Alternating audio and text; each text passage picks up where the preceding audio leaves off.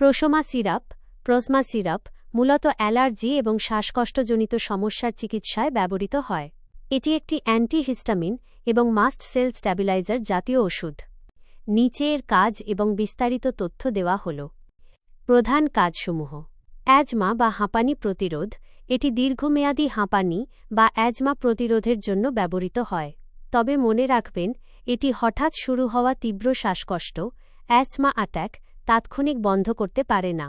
Allergic rhinitis, নাক দিয়ে পানি পড়া, হাঁচি এবং নাকের চুলকানি কমাতে এটি বেশ কার্যকর। অ্যালার্জিক কনজাংটিভাইটিস, চোখের অ্যালার্জি বা চোখ লাল হয়ে চুলকানোর চিকিৎসায় এটি ব্যবহৃত হয়।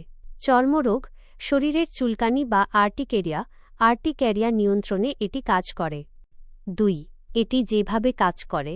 প্রোসোমা সিরাপের মূল উপাদান হল কিটোটিফেন।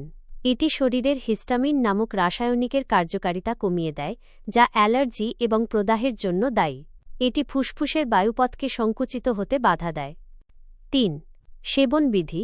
সাধারণ ধারণা: প্রাপ্তবয়স্ক সাধারণত 1 মিলিগ্রাম 5 মিলি দিনে 2 বার।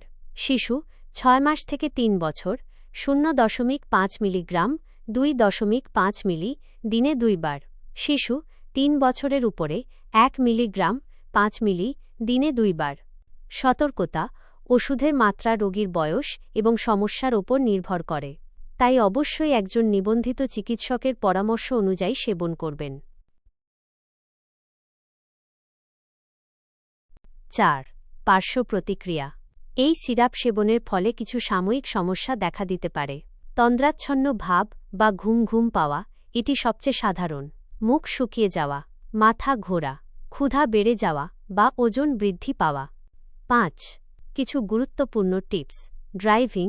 যেহেতু এটি খেলে ঘুম পেতে পারে, তাই এটি সেবনের পর গাড়ি চালানো বা ভারী যন্ত্রপাতি চালানো থেকে বিরত থাকা ভালো। নিয়মিত সেবন। ভালো ফলাফল পেতে চিকিৎসকের পরামর্শ অনুযায়ী নির্দিষ্ট সময় পর্যন্ত এটি চালিয়ে যাওয়া উচিত। হঠাৎ বন্ধ করলে সমস্যা ফিরে আসতে পারে।